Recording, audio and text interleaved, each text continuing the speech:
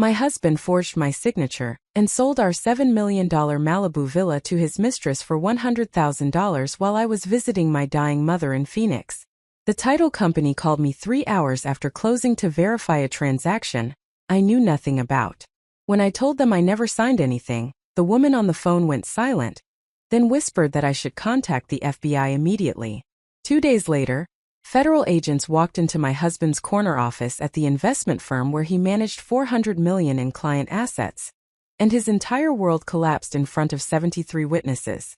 Before we jump back in, tell us where you're tuning in from, and if this story touches you, make sure you're subscribed, because tomorrow, I've saved something extra special for you.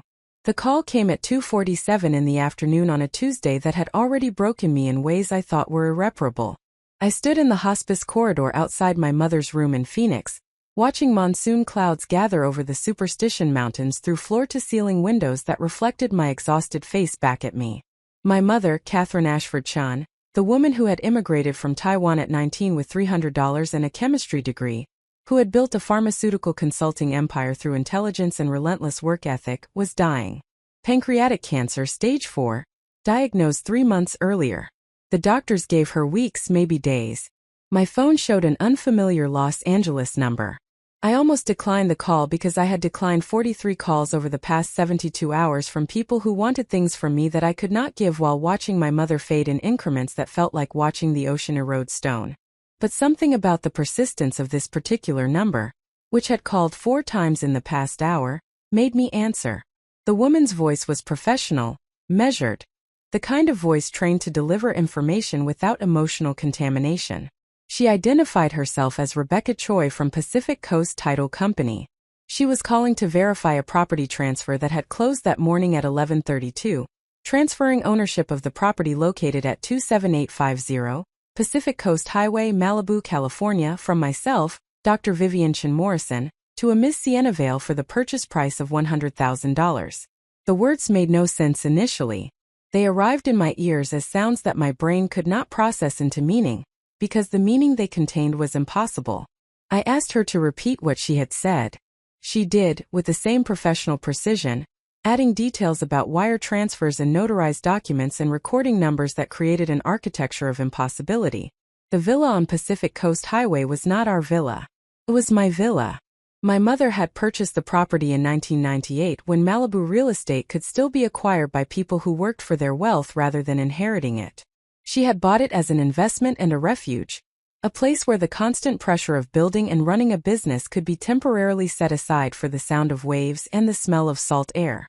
When she was diagnosed, she had transferred the title to me, her only child, wanting to ensure that at least this piece of her legacy would pass smoothly without the complications of probate or estate taxes. The property was worth $7.2 million according to the most recent appraisal completed, just 6 weeks earlier as part of my mother's estate planning. The lot alone, with its 150 feet of direct ocean frontage in one of the most desirable stretches of the coast, exceeded $5 million in value. The house itself, a modernist masterpiece designed by Richard Neutra's protégé and meticulously maintained, represented architectural significance beyond mere market calculation. I told Rebecca Choi from Pacific Coast Title Company that I had not sold any property, had not signed any documents, had not authorized any transfer, and certainly had not agreed to any transaction involving $100,000 for a property worth 72 times that amount. My voice remained steady as I spoke these words, operating on some autopilot that kept basic functions running while my consciousness tried to process an impossible situation. The silence that followed my statement lasted perhaps 5 seconds but felt archaeological in its depth. When Rebecca Choi spoke again, her professional veneer had developed cracks. She said that the notarized documents in their possession included my signature on a grant deed, my signature on a preliminary change of ownership report, my signature on multiple disclosure documents, and my signature on a settlement statement acknowledging receipt of $100,000 via wire transfer to an account at Pacific Western Bank. I told her that I had been in Phoenix continuously for the past 11 days, that I had not been to any title company or notary office, that I had no account at Pacific Western Bank, and that someone had committed fraud on a scale that should have triggered every safeguard and verification system that existed specifically to prevent exactly this kind of theft. Rebecca Choi's voice changed again. dropping into a register that suggested she was speaking to me now as a human being, rather than as a professional processing a transaction. She told me that I needed to contact the FBI immediately, that what I was describing constituted multiple federal crimes including wire fraud, bank fraud, identity theft, and possibly money laundering. She said that her company would be filing reports with every relevant authority, and that the transaction would be immediately flagged as fraudulent, though the reversal process would be complex given that funds had already been transferred and documents had already been recorded with the Los Angeles County Recorder's Office. I asked her who had notarized the documents. She gave me a name that meant nothing to me, a notary public licensed in Los Angeles County. I asked her who had represented me at the closing. She said that no one had physically appeared for me, that all documents had been handled via mobile notary service with overnight courier delivery. I asked her how a $7 million property could be sold for $100,000 without triggering any questions or investigations into whether something criminal was occurring.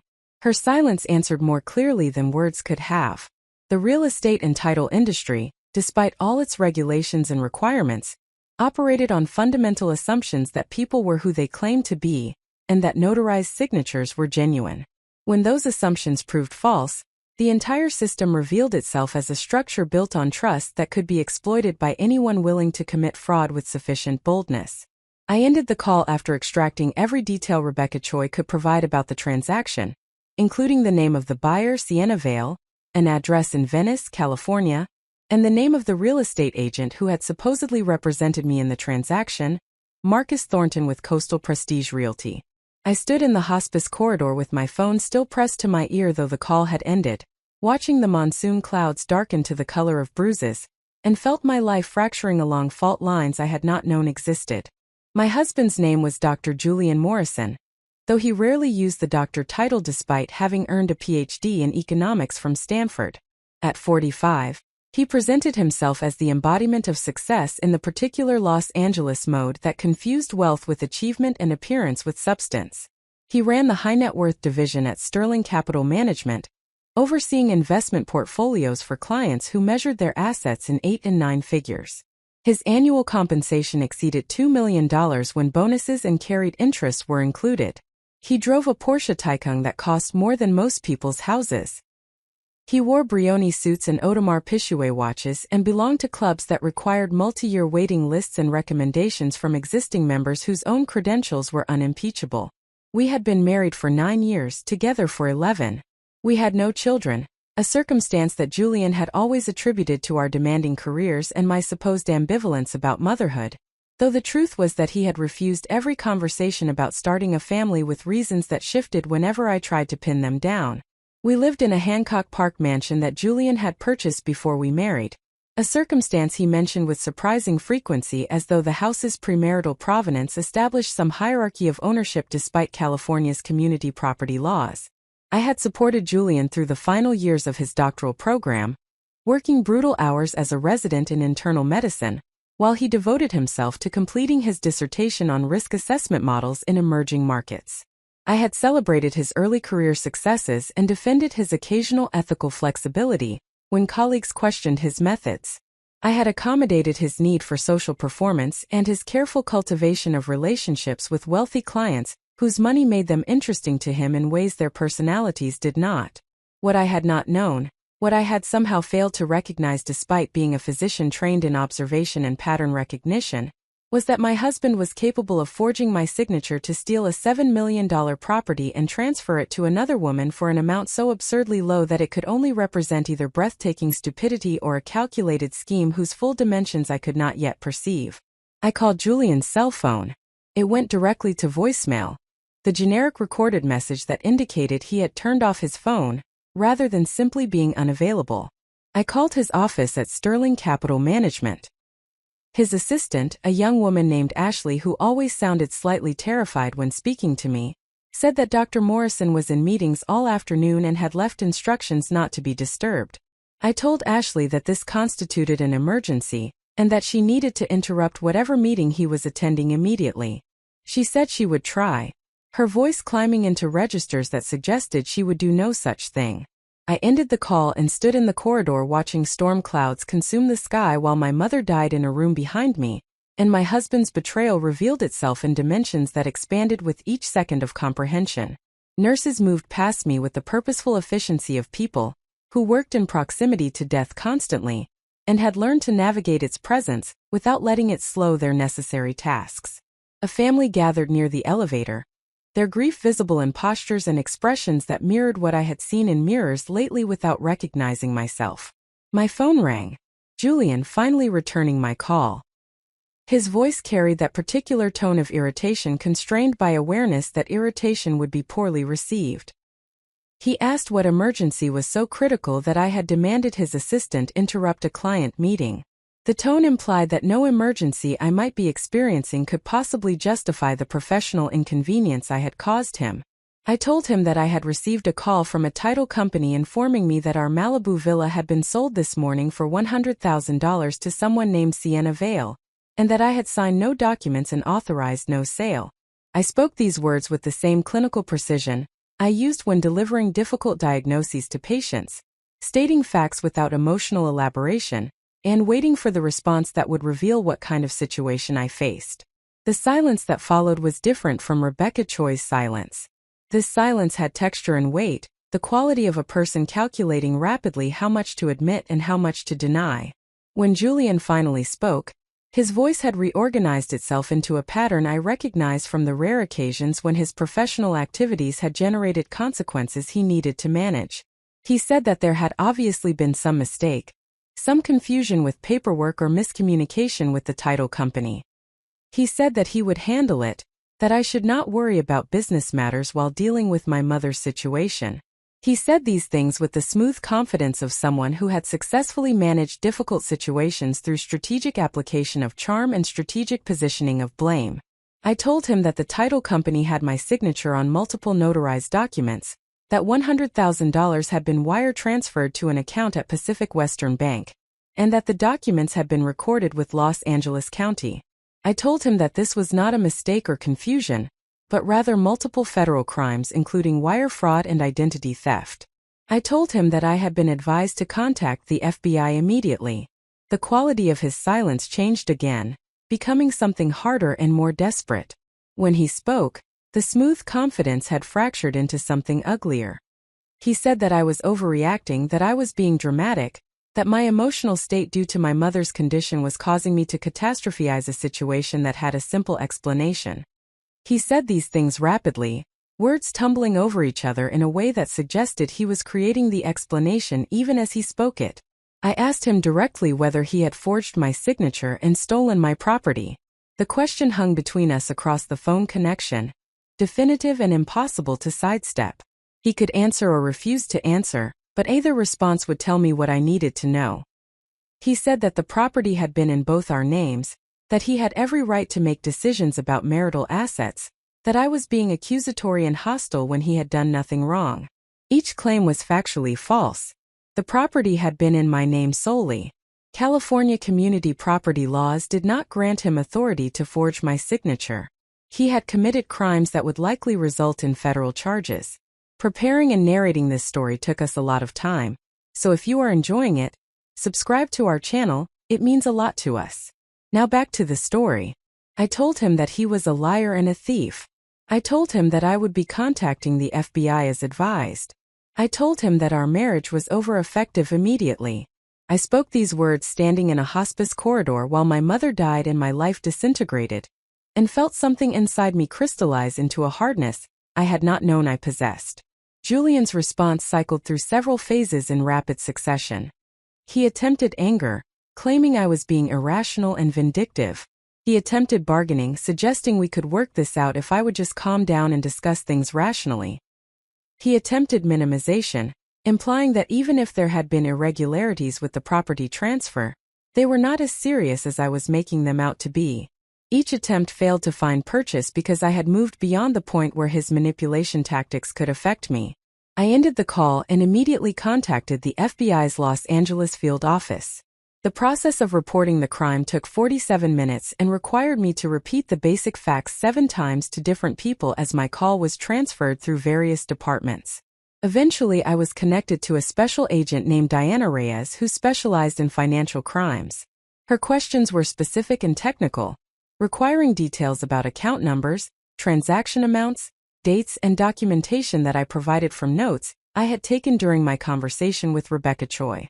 Agent Reyes told me that what I was describing fell under federal jurisdiction due to the wire transfer component and the amounts involved. She said that an investigation would be opened immediately, that I should not discuss the case with anyone except my attorney, and that I should expect contact from investigators within 24 hours. Her tone suggested that she had handled many such cases and that mine, while dramatic, fit patterns she recognized.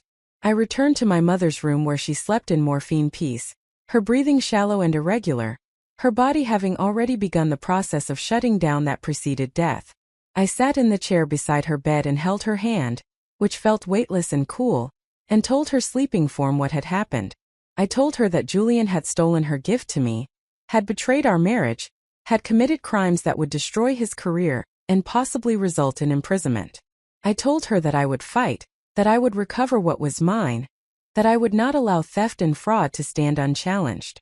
My mother, even unconscious and dying, seemed to radiate the fierce determination that had characterized her entire life.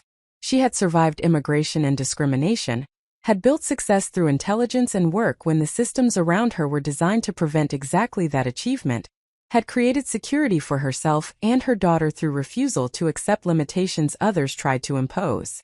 I was her daughter in ways that went beyond genetics, carrying her insistence that the world could be changed through strategic action and unwillingness to accept injustice.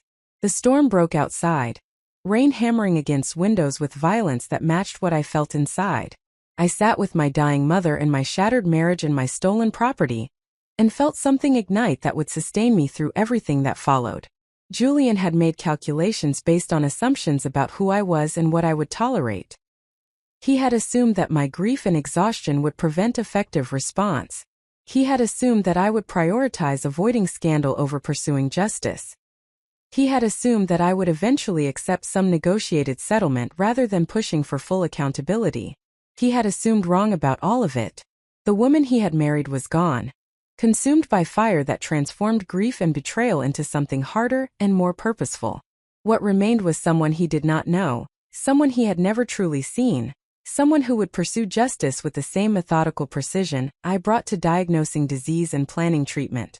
My mother died 3 days later, surrounded by people who loved her, having built a legacy that would outlast her, and having raised a daughter who understood that some battles are worth fighting regardless of their cost. Julian attended the funeral, standing with apparent grief and appropriate solemnity, playing the role of supportive husband for the relatives and colleagues who did not yet know that our marriage was ending, and that his freedom hung on decisions being made in FBI offices he could not access or influence. I watched him perform his grief and support, watched him charm my mother's friends and business associates, watched him position himself as my primary support system during this difficult time. I watched all of this with new eyes that saw the performance mechanics underneath the smooth surface. Everything about him was calculated for effect rather than emerging from genuine feeling. Every gesture and word served strategic purposes in maintaining the image he had constructed of himself as successful, devoted, and ethically sound. The FBI arrived at his office on a Thursday morning 6 days after my initial report, coordinating with the Los Angeles County District Attorney's Office and multiple other agencies whose jurisdictions intersected in Julian's activities. They walked into Sterling Capital Management's glass and steel offices in Century City, while Julian sat in his corner office reviewing client portfolios. They walked past the reception area with its uncomfortable modern furniture and corporate art that signaled wealth without displaying taste. They walked through the open floor plan where junior analysts monitored markets and senior advisors conducted calls with clients who trusted them with generational wealth. 73 people witnessed federal agents entering Julian's office. 73 people saw him stand behind his glass desk with its carefully arranged symbols of success. 73 people watched as agents explained that he was not under arrest, but that they had questions about his activities, and that he should contact his attorney immediately. The entire scene played out behind glass walls that transformed his office into a theater where his exposure became spectacle. Sterling Capital Management suspended Julian immediately pending investigation. The suspension was described as standard procedure, a neutral response to serious allegations that required examination before judgments could be made. But everyone understood that the suspension represented the beginning of the end, that no firm managing client assets could retain an advisor facing federal investigation for fraud regardless of his eventual guilt or innocence. The appearance of impropriety was sufficient to make him unemployable in the industry where he had built his identity. The story spread through Los Angeles's interconnected professional and social networks with the speed that scandal always achieves. Dr. Julian Morrison, the successful wealth manager, the Stanford PhD, the man who drove expensive cars and belonged to exclusive clubs and managed hundreds of millions in client assets, had been questioned by the FBI about fraud allegations involving his wife's property. The story existed in multiple versions with varying details, but all versions included the essential elements that transformed Julian from insider to cautionary tale. I learned about the FBI's visit to his office not from Julian but from a friend who worked in the same building, and had witnessed agents walking through Sterling's offices with the purposeful efficiency of people executing planned operations. The friend called me with excitement barely constrained by sympathy for what she assumed I must be experiencing. She told me that everyone was talking about it, that Julian had left the building after the agents departed looking nothing like his usual controlled self, that his career was almost certainly over regardless of criminal proceedings' outcomes. I thanked her for the information and ended the call feeling something that resembled satisfaction but contained harder elements. Justice was not complete, charges had not been filed, and property had not been recovered. But accountability had begun. Julian's carefully constructed facade had cracked in view of people whose opinions mattered to him, and the consequences of his actions were materializing in ways he could not charm or manipulate into irrelevance. The woman who had stood in a hospice corridor 11 days earlier receiving impossible information about stolen property, while her mother died, was gone. What remained was someone harder, clearer, more purposeful. Someone who understood that transformation sometimes requires fire, that justice sometimes demands public exposure, and that the locks that keep us trapped are often ones we maintain ourselves through misplaced loyalty or fear of disruption. I had changed all the locks metaphorically and literally. Julian would discover that his keys no longer worked, that his assumptions about my compliance were no longer valid, and that the woman he had stolen from was not the woman he had married. She was someone new, someone forged through betrayal and loss into a person capable of pursuing justice without mercy or hesitation.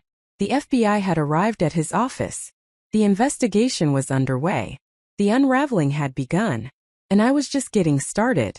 The story of how I became someone whose husband could forge her signature and steal millions in property began long before the actual theft occurred, rooted in patterns established during our earliest interactions and solidified through years of small surrenders that accumulated into comprehensive vulnerability. Understanding this history required me to examine not just what Julian had done, but how I had created conditions that made his betrayal possible through my own choices, blindness, and misplaced faith in narratives that served his interests rather than reflecting reality. I met Julian Morrison in the emergency department at Cedars-Sinai Medical Center on a February evening in 2013. I was completing my residency in internal medicine, working the kind of shifts that reduced human beings to their most essential functions while stripping away everything extraneous like rest, balanced meals, or time to process the emotional weight of witnessing suffering constantly. Julian arrived accompanying his mentor from Stanford, Professor Richard Aldrich, who was experiencing chest pain that turned out to be severe gastroesophageal reflux, rather than the cardiac event everyone initially feared. While I performed the examination and ordered tests to rule out serious pathology, Julian stood in the corner of the examination room projecting a quality of attentive concern that seemed slightly performative even then, though I lacked the framework to recognize performance as his fundamental mode of existence. He was 36 years old, recently completed with his doctorate and newly employed at Sterling Capital Management in a junior position that he described as temporary on his path to managing his own fund. He wore a suit that communicated aspiration toward a status not yet achieved, and he spoke about his career trajectory with the confidence of someone who had never encountered obstacles that could not be overcome through intelligence and strategic positioning. After Professor Aldrich was cleared for discharge with prescriptions for proton pump inhibitors and recommendations for dietary modification, Julian asked me to dinner with a directness that surprised me. He said that anyone capable of remaining competent and compassionate, after what were clearly brutal work conditions, deserved excellent food and intelligent conversation. The compliment felt specific and observant rather than generic, suggesting he had actually paid attention to how I worked rather than simply registering my appearance or availability. Our first dinner lasted 4 hours at a restaurant in West Hollywood, where Julian demonstrated encyclopedic knowledge of wine and an ability to discuss topics ranging from healthcare economics to contemporary art with equal facility. He asked detailed questions about my work, my background, and my goals with what felt like genuine curiosity. He shared stories about his upbringing in Connecticut, where his father had worked as an accountant for manufacturing companies, and his mother had taught elementary school, presenting himself as someone who had achieved success through merit rather than inheritance, while maintaining connection to middle-class values that grounded his ambitions. The narrative he constructed during that first dinner and refined through subsequent interactions positioned him as the protagonist of a particular American story about intelligence and work ethic creating upward mobility. He emphasized his scholarship to Stanford, his dissertation's innovative approach to risk modeling, and his plans to eventually launch investment vehicles that would democratize access to sophisticated wealth management strategies currently available only to institutional investors and ultra-high net worth individuals. Everything he said aligned with values I held about merit, hard work, and using success to create broader positive impact. What I failed to recognize during our courtship and early marriage was that Julian's self-presentation was not inaccurate so much as incomplete. He had indeed earned his Stanford PhD through intelligence and effort. He was genuinely knowledgeable about economics and investment strategies. He did possess social skills that allowed him to navigate elite spaces despite not originating from wealth. But underneath these accurate elements existed dimensions he carefully concealed that involved ethical flexibility about means justifying ends, transactional approaches to relationships that evaluated people primarily by their utility, and a fundamental hollowness where genuine value should have resided. Our relationship progressed rapidly by conventional measures. We were engaged within 8 months and married 10 months after that in a ceremony at the San Diego Botanic Garden that my mother organized with characteristic efficiency and taste. Julian's family attended from Connecticut, his parents and younger sister presenting as genuinely warm people who seemed slightly bewildered by their son's trajectory into worlds they had not imagined accessing. My mother's colleagues and friends filled most of the guest list, business leaders and professionals who represented the network she had built over decades of building her consulting empire. During our engagement, I was completing my residency while Julian established himself at Sterling Capital Management, impressing senior partners with his ability to attract and retain high-net-worth clients who responded to his combination of analytical sophistication and personal charm. His income increased dramatically during our first year together, as his compensation structure shifted toward percentage-based earnings tied to assets under management. This financial growth coincided with my completing residency and beginning my career as an attending physician at UCLA Medical Center, creating a household income that exceeded $500,000 and positioned us firmly within the demographic Julian had always aspired to join. The first subtle warning sign that I registered but failed to properly interpret occurred during our honeymoon in Italy when Julian spent significant portions of each day on his phone despite having assured me that he had arranged for colleagues to handle his client relationships during our absence. When I expressed frustration about his constant connectivity, he explained that building a career at his level required availability that exceeded normal boundaries, that clients paid for access to him personally rather than merely to generic investment advice, and that my understanding and support during this building phase would be rewarded later when his position was secure enough to allow more balanced lifestyle choices. The logic seemed reasonable, and I applied similar reasoning to my own career where patient care sometimes required sacrificing personal time, and where building a reputation required sustained effort beyond minimum requirements. I told myself that I was being supportive of his ambitions the way he supported mine, that temporary imbalance was acceptable during career-building phases, and that partnership sometimes required one person to carry more weight while the other focused on professional development. Each of these rationalizations contained enough truth to seem valid while obscuring the larger pattern of Julian expecting accommodation without offering reciprocity. Financial arrangements in our marriage established patterns that would later prove crucial to understanding how the property theft became possible. When we married, Julian owned the Hancock Park house purchased 2 years earlier with money borrowed from Professor Aldrich under terms that remained perpetually vague whenever I asked for details. The house required substantial monthly payments that consumed most of Julian's income during our first year of marriage. I contributed disproportionately to household expenses, paying for groceries, utilities, insurance, and essentially all daily costs, while Julian's income serviced the mortgage and built his investment wardrobe and maintained his car and funded the club memberships he insisted were professionally necessary. This financial arrangement was never explicitly negotiated or agreed upon, but rather evolved organically through Julian's presentation of his financial obligations as fixed and non-negotiable, while treating my income as available for flexible deployment wherever needed. When I raised questions about the fairness of arrangements where I paid for daily life while he invested in status symbols, he reframed the conversation to emphasize that the house was appreciating and would eventually represent marital asset benefiting both of us, that his professional investments would generate returns that would benefit our household, and that my focus on strict financial equality revealed small-mindedness inconsistent with partnership. His rhetorical skill at reframing my legitimate concerns as character flaws on my part represented a pattern that pervaded our marriage. Whenever I identified problems or raised objections, Julian responded by transforming my observation into evidence of my inadequacy. If I was hurt by his behavior, I was being oversensitive. If I questioned his decisions, I was being controlling. If I wanted more time together, I was being clingy and not understanding of professional demands. Each reframing was delivered with enough psychological sophistication that I found myself questioning my own perceptions and apologizing for raising issues rather than insisting on their resolution.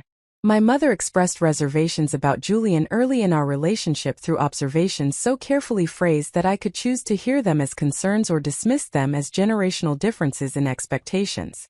She noted that Julian spoke frequently about his achievements, but rarely asked detailed questions about other people's experiences.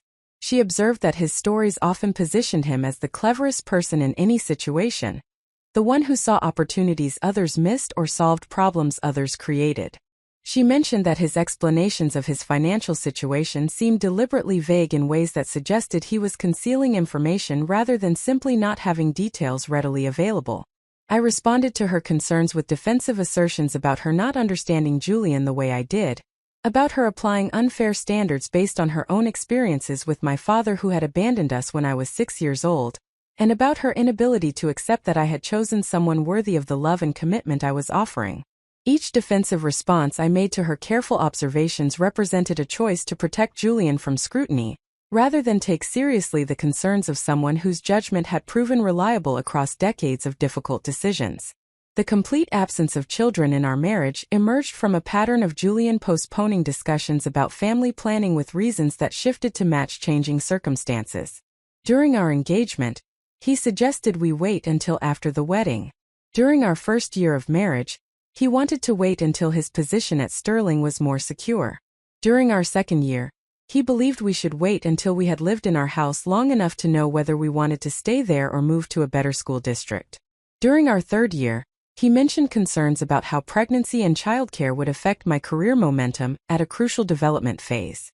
Each postponement was presented as temporary and reasonable, protecting some important interests that would be better served by waiting slightly longer.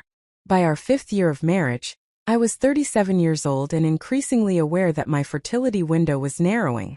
When I insisted on concrete plans rather than continued postponement, Julian finally acknowledged that he was not certain he wanted children at all, that he felt ambivalent about parenthood in ways he had not fully processed before we married, and that he resented feeling pressured into a decision of such magnitude. The revelation that he had concealed fundamental ambivalence about something we had discussed extensively before marriage represented a betrayal that shook my trust, but that I ultimately rationalized as honest disclosure of internal conflict rather than recognizing it as evidence of a pattern of concealing truth whenever disclosure might interfere with his objectives. Professional dynamics between us reflected the same imbalance that characterized our financial and emotional arrangements. Julian expressed pride in my medical career in social contexts where having a physician wife conveyed status, introducing me at events by emphasizing my position at UCLA, and my specialization in internal medicine with complex cases. But privately, he frequently minimized the demands of my work compared to his own, suggesting that medicine followed established protocols while investment management required continuous original thinking, or that patient care involved implementing known solutions while his work involved creating novel strategies in response to constantly changing conditions. His subtle devaluation of my professional contributions served to position his career as the primary one that our household arrangements should accommodate. When scheduling conflicts arose, his work commitments took automatic precedence. When we discussed potential geographic moves for career opportunities, only his opportunities received serious consideration. When I achieved professional recognition through publications or speaking invitations, he congratulated me briefly before redirecting conversations to his own professional developments. The cumulative effect of these patterns was that I gradually internalized a hierarchy where his career mattered more than mine despite my work saving lives while his work primarily made wealthy people wealthier. Social dynamics reinforced Julian's centrality and my peripheral status in ways that were subtle enough to seem like natural outcomes, rather than deliberately constructed arrangements. Julian cultivated relationships with other couples where the men worked in finance or related industries, while the women either did not work outside the home or held jobs that were treated as secondary to their husbands' careers.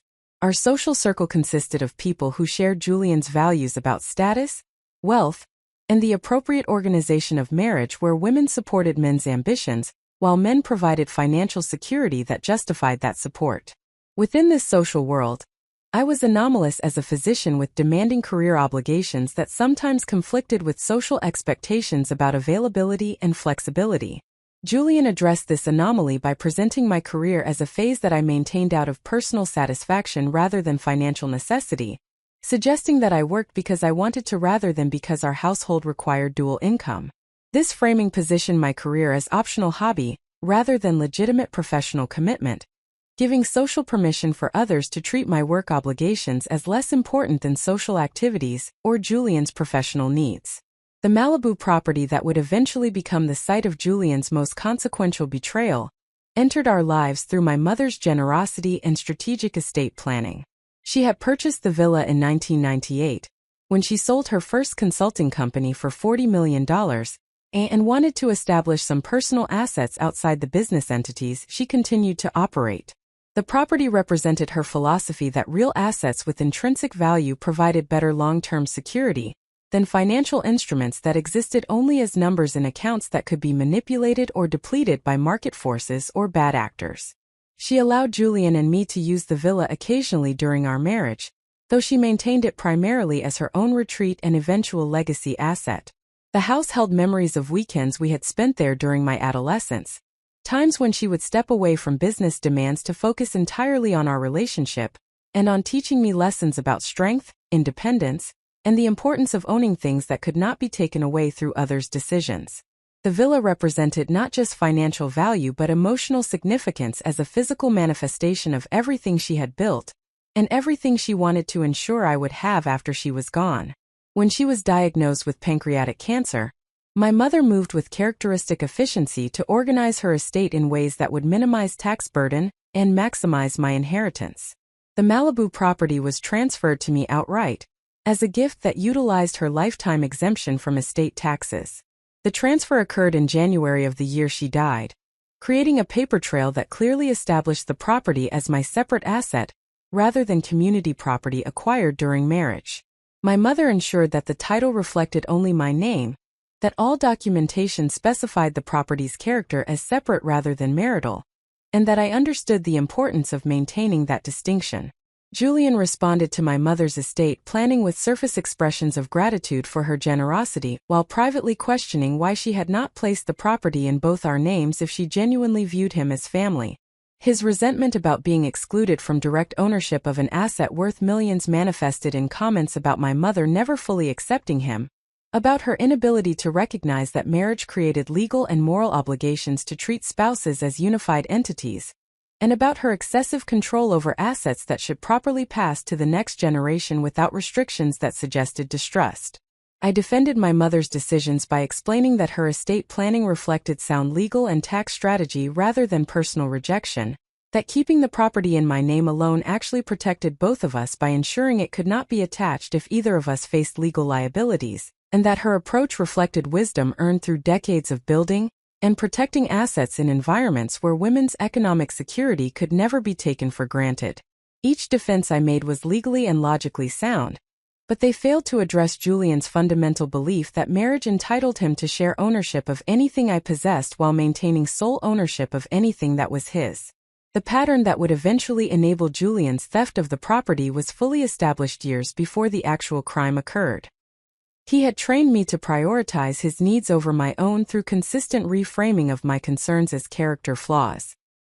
He had positioned himself as the primary breadwinner despite my substantial income by controlling narratives about whose work mattered more. He had created social environments that reinforced his centrality and my supporting role. He had demonstrated resentment about assets that belonged to me alone while insisting his premarital assets remained his despite community property laws. He had shown himself willing to conceal fundamental truths about his values and intentions whenever disclosure might interfere with his objectives. All of these patterns existed in plain view for anyone willing to see them clearly. My mother had seen them and tried to warn me in ways that I rejected. Colleagues occasionally made observations about Julian that suggested they recognized dynamics I denied. Friends sometimes asked questions that indicated they noticed imbalances I rationalized. Each person who tried to help me see what was happening encountered my defensive responses that protected Julian from scrutiny, while leaving me vulnerable to exploitation. The woman I was during those years of marriage genuinely believed she was building partnership based on mutual support and shared commitment to each other's success. She believed that accommodating Julian's needs during his career-building phase represented investment in their shared future. She believed that his expressions of love and commitment reflected genuine feeling rather than strategic performance. She believed that the life they were building together justified the sacrifices required to maintain it. That woman was gone now, consumed by the fire of betrayal and loss that revealed truth she had refused to see. What remained was someone who understood that the foundation of our marriage had been constructed from Julian's lies and my willingness to believe them, that the patterns enabling his ultimate theft had been established through years of smaller exploitations that I had tolerated or rationalized, and that recovering from this betrayal required acknowledging my own role in creating conditions where it became possible. Understanding how I arrived at the moment of theft required examining the entire architecture of our relationship with unflinching honesty about what I had chosen to see and what I had chosen to ignore. This painful self-examination served not to absolve Julian of responsibility for his crimes but rather to ensure I would never again create conditions where someone could exploit my loyalty, gaslight my perceptions, or steal my assets while I rationalized their behavior as somehow acceptable or temporary. The historical context of our marriage revealed that Julian had been stealing from me in various ways throughout our entire relationship, taking my time and my money and my emotional labor, and my faith in him, while giving back performance rather than substance. The property theft represented merely the most consequential and legally actionable form of stealing he had perpetrated, but it was continuous with patterns that had characterized our entire relationship from the beginning. This understanding transformed my grief about the marriage's end into something more like relief that I had finally seen clearly enough to act. The woman who had defended Julian against my mother's concerns was gone. The woman who had rationalized his behavior and accommodated his needs at cost to her own well-being had been destroyed. What emerged from that destruction was someone harder, clearer, and committed to pursuing justice without the sentimentality that had previously prevented me from recognizing exploitation when it was happening directly to me. The transformation from shocked victim receiving impossible information in a hospice corridor to strategic architect of comprehensive justice began within hours of that initial phone call from Pacific Coast Title Company. While my mother lay dying and Julian continued performing the role of concerned husband to observers who did not yet know our marriage was ending, I began the methodical work of building the infrastructure that would support everything that followed. This preparation phase required operating on multiple levels simultaneously, maintaining surface normalcy while fundamentally reorganizing every aspect of my legal, financial, and personal position. My first action after ending the call with Julian, where I had informed him our marriage was over, involved securing legal representation with specific expertise in the intersection of family law, criminal fraud, and asset recovery. I could not simply hire any competent divorce attorney, because my situation involved criminal conduct that extended beyond typical marital dissolution. I needed someone who understood how to coordinate with federal investigators while simultaneously protecting my interests in family court. Someone who could think strategically about sequencing legal actions to maximize leverage and minimize exposure. Through a physician colleague whose own divorce had involved complex financial fraud, I obtained the name of Margaret Vance, a former federal prosecutor who had transitioned to private practice specializing in cases where marital dissolution intersected with financial crimes. Margaret's background included 12 years with the United States Attorney's Office prosecuting white-collar crime, before moving to a boutique firm where she could command fees that reflected her expertise, while maintaining some control over her caseload and client selection. Her reputation suggested she was exactly the kind of attorney who could navigate the complexities my situation presented. I reached Margaret's office on that first terrible Tuesday evening by calling her emergency line and explaining to the associate who answered that I was reporting what appeared to be a multimillion-dollar fraud perpetrated by my husband and needed immediate consultation with someone who understood both criminal and family law dimensions.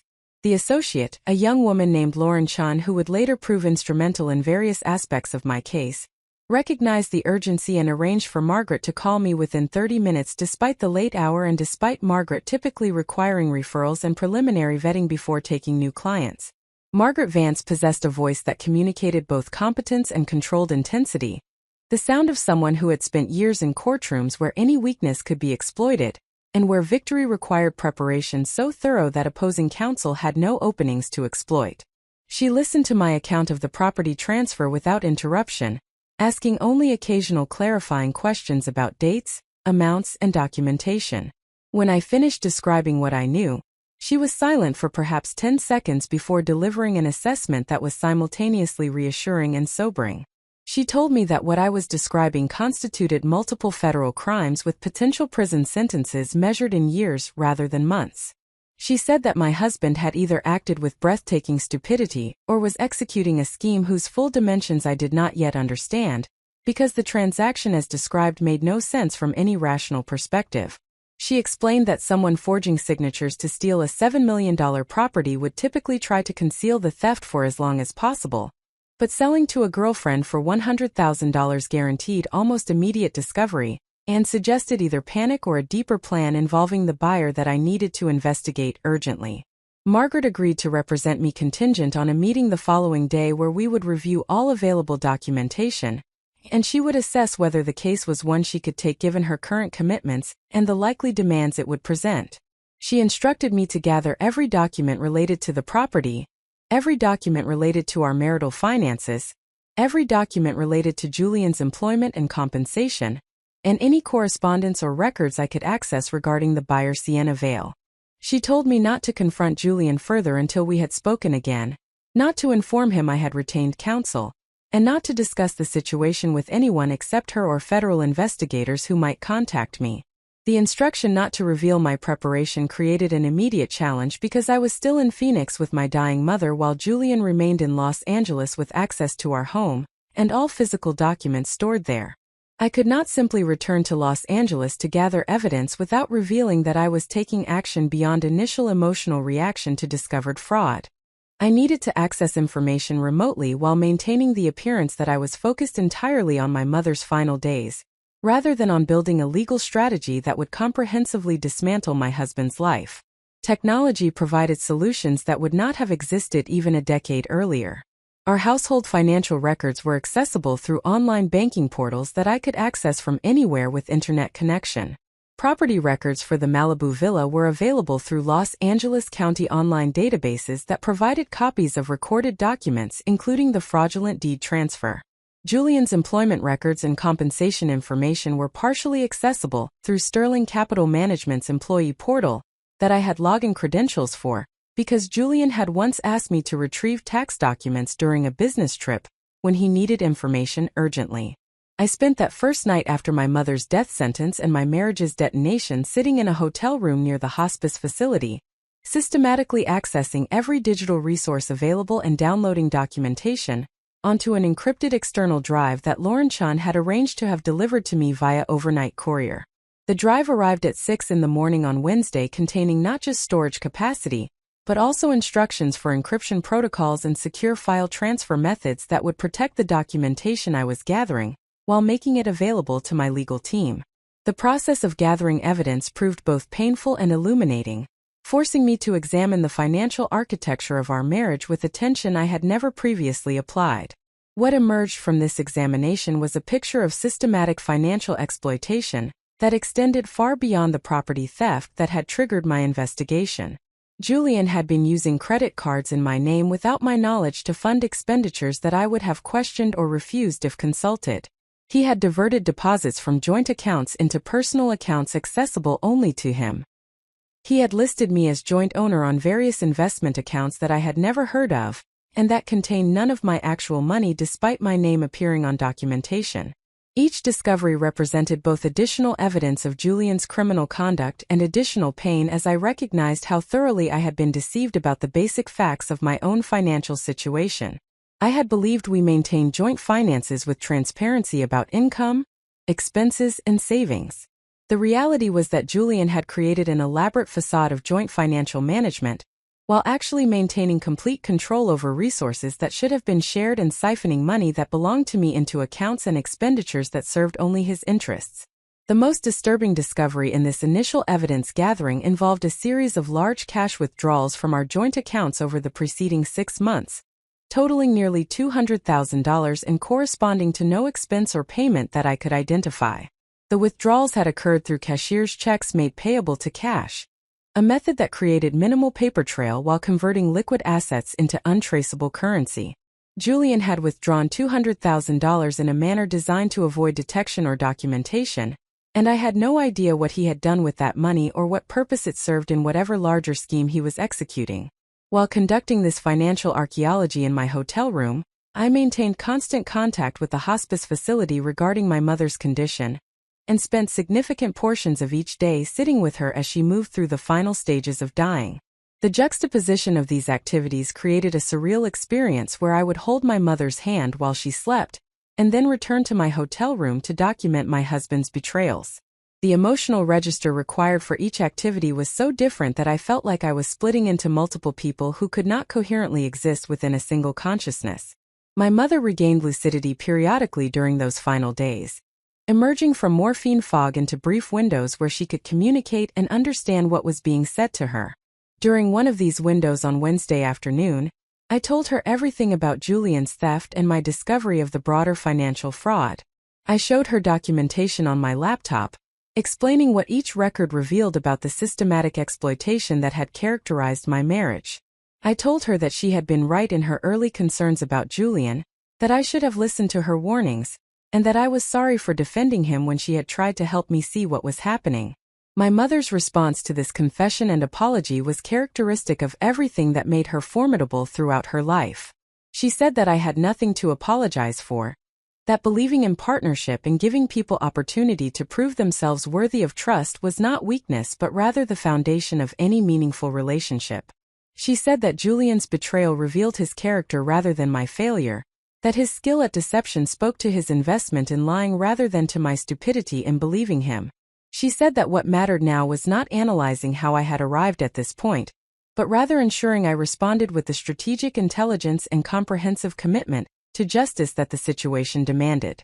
Then she gave me specific advice drawn from decades of building businesses and navigating professional environments where women's success depended on being smarter and more prepared than men who could afford to be mediocre, because systems protected them.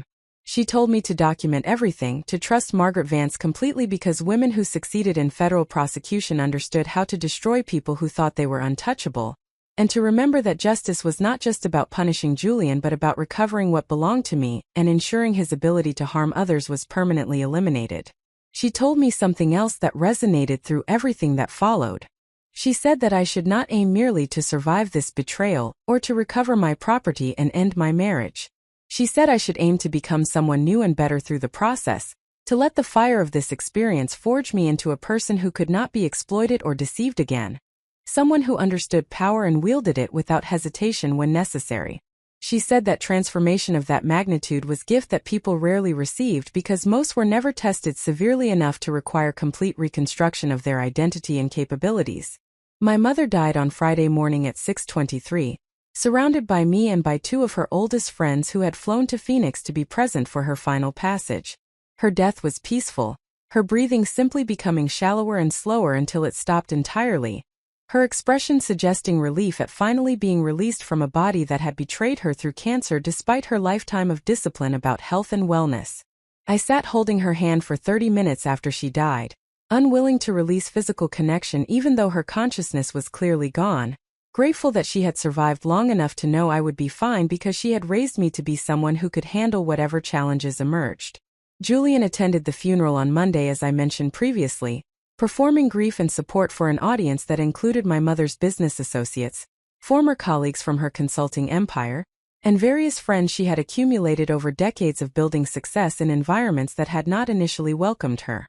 Julian's performance was skilled enough that people who did not know about the property theft or our marriage's end expressed sympathy about how difficult this must be for both of us and commented on how fortunate I was to have such a supportive husband during this tragedy.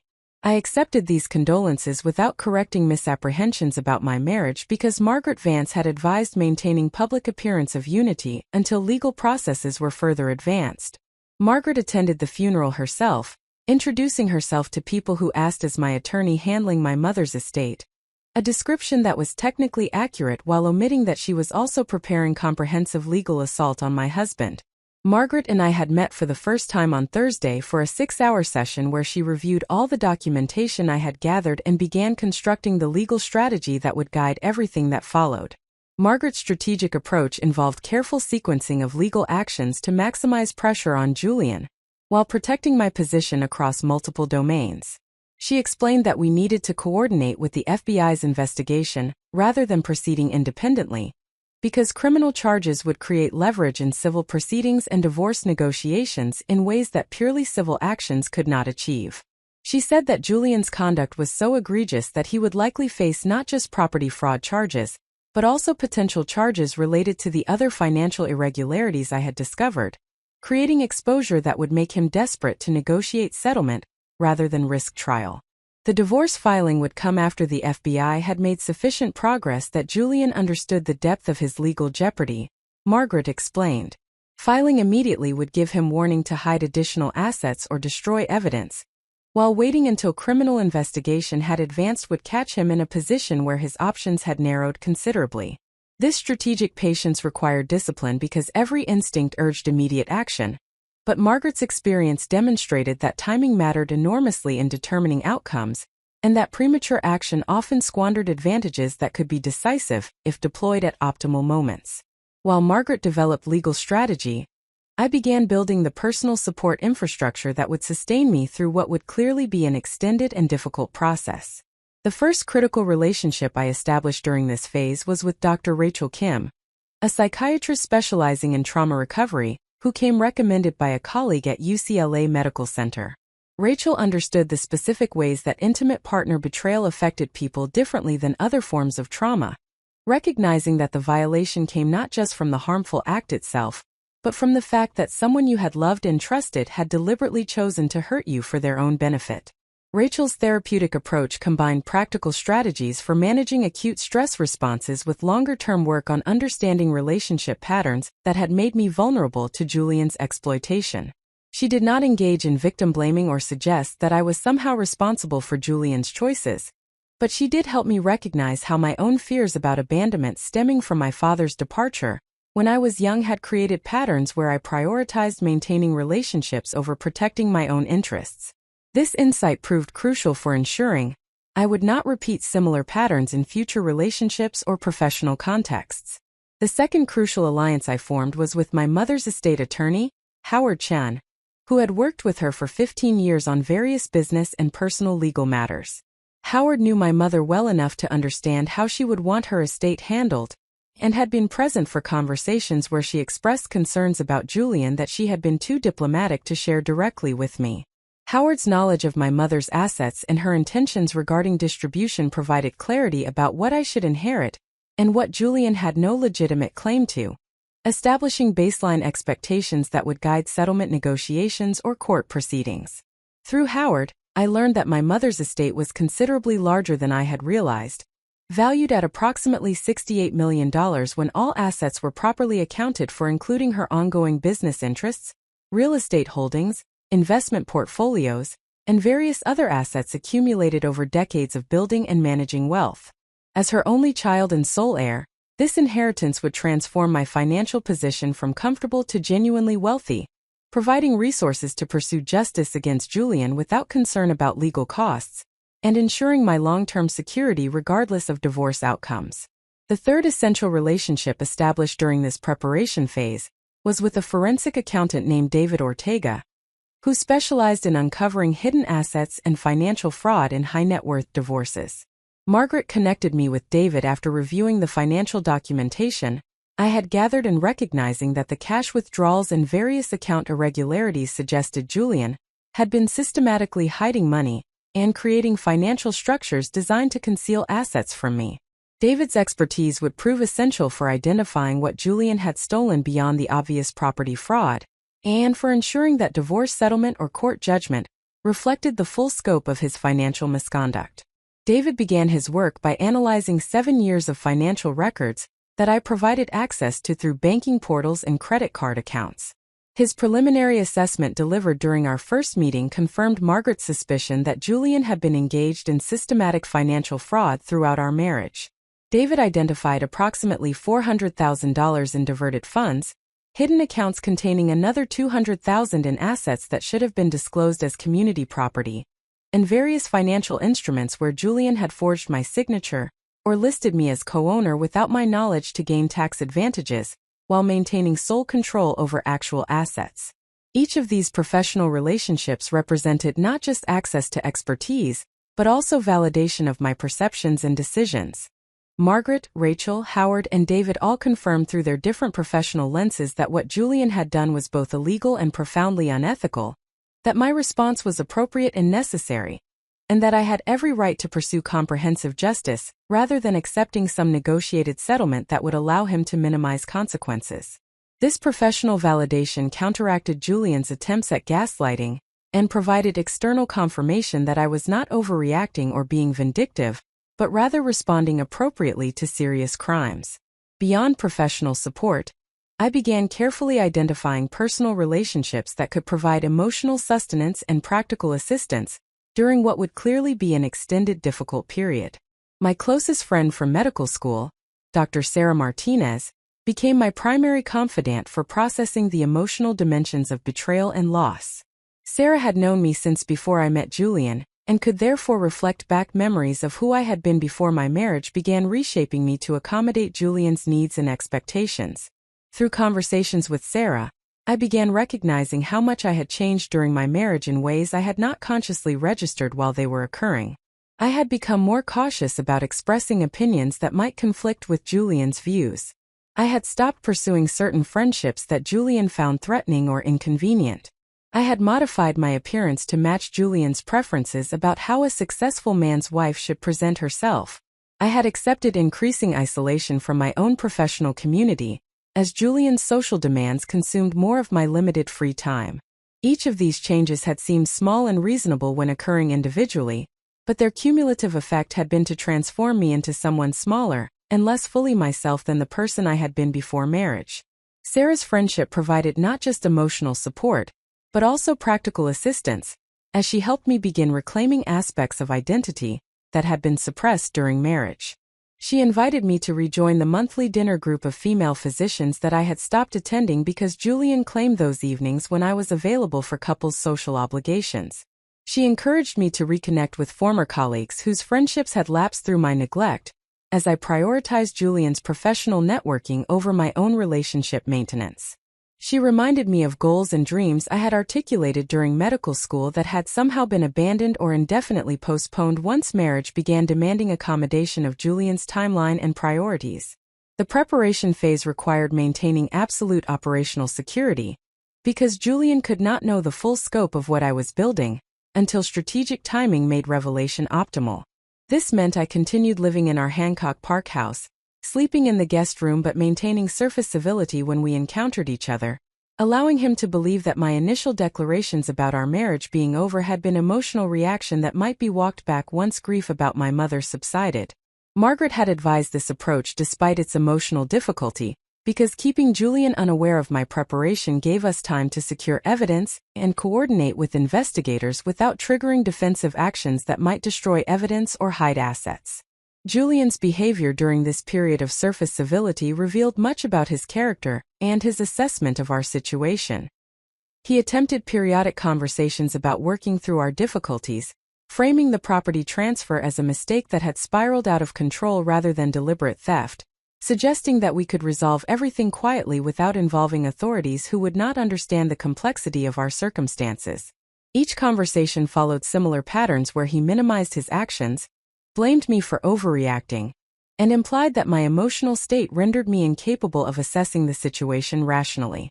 What Julian did not know was that I was recording many of these conversations under California's two-party consent law, because I was a party to the conversations and could therefore legally document them for purposes of protecting my interests. These recordings captured Julian admitting to forging my signature while trying to frame it as technical irregularity rather than crime, acknowledging the transfer to Sienna Vale while claiming it was temporary arrangement that he had intended to reverse, and making various statements that contradicted his later claims once legal proceedings advanced. Each recording represented evidence that would prove invaluable when Julian attempted to rewrite history to minimize his culpability. The most significant discovery during this preparation phase came through investigation into Sienna Vale, the woman who had purchased my $7 million property for $100,000. Lauren Chun, Margaret's associate, had conducted preliminary research that revealed Sienna was 28 years old, worked as a marketing coordinator at a company that created promotional materials for luxury real estate developments, and had no obvious financial resources that would explain her ability to purchase even a modestly priced property, let alone something supposedly worth millions. Further investigation revealed that Sienna had known Julian for approximately 2 years, their connection originating through Julian's work with Sterling Capital Management, when his firm had provided investment advice to the development company where Sienna worked. Social media analysis showed numerous photos of Julian and Sienna at various locations over the preceding 18 months, carefully composed to look like professional relationship or group social gatherings, but containing details that suggested intimacy beyond what professional connection would explain. The pieces assembled themselves into a picture that was both more comprehensible and more disturbing than the initial inexplicable property transfer had suggested. Julian had been conducting an affair with Sienna for at least 18 months and possibly longer.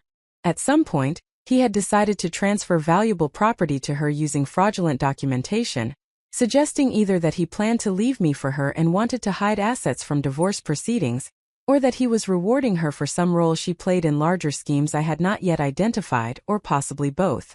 The involvement of a mistress in the property theft transformed the situation from purely financial crime into betrayal that operated across multiple dimensions simultaneously. Julian had not just stolen my property, but had given it to someone he was sleeping with, adding layers of personal humiliation to the financial harm. This additional dimension would prove strategically useful because it eliminated any possibility of portraying Julian's actions as mere business mistake, rather than deliberate intimate betrayal. But it also added emotional complexity that made the situation more painful to process and navigate. By the time the FBI arrived at Julian's office on that Thursday morning 10 days after the initial property transfer, I had assembled comprehensive documentation, retained expert professional support across multiple domains, coordinated with federal investigators who had found my evidence compelling and my cooperation valuable, established personal support systems that could sustain me through extended proceedings, and transformed myself from shocked victim into strategic architect of justice.